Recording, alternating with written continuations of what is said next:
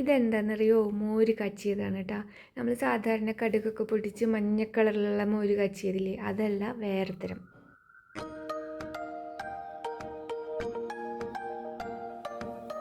അതിനായിട്ട് ആവശ്യത്തിനുള്ള തൈര് എടുത്ത് ഉടച്ച് വയ്ക്കുക. ഇതിൽ ഉപ്പിട്ടിട്ടുണ്ട് കേട്ടോ.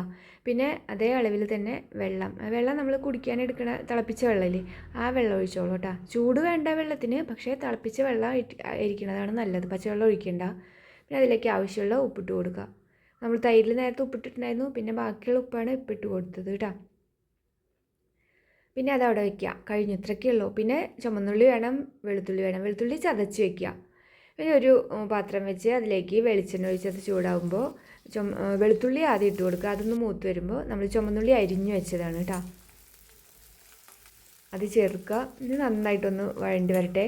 പിന്നെ അതിലേക്ക് നമുക്ക് വേണ്ടത് കുത്തിപ്പൊടിച്ച മുളകാണ്. അത് 1 ടീസ്പൂൺ ഇട്ട് കൊടുത്തു.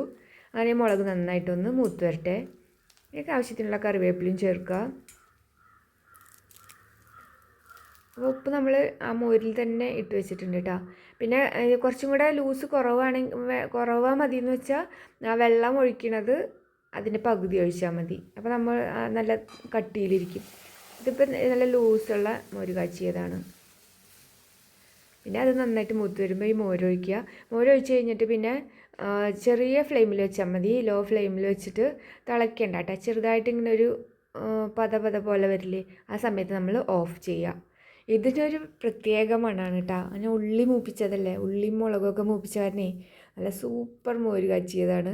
അപ്പോൾ ഇതുപോലെ ഉണ്ടാക്കി നോക്കാത്തവരൊന്നും ഉണ്ടാക്കി നോക്കിക്കോളൂ കേട്ടോ. അപ്പോൾ വീഡിയോ ഇഷ്ടപ്പെട്ടെങ്കിൽ ലൈക്ക് ചെയ്യുക, കമൻറ്റ് ചെയ്യുക, സബ്സ്ക്രൈബ് ചെയ്യുക. ഇനി നമുക്ക് അടുത്ത വീഡിയോയിൽ ഒരു സിമ്പിൾ റെസിപ്പി ആയിട്ട് വീണ്ടും കാണാം. ബൈ.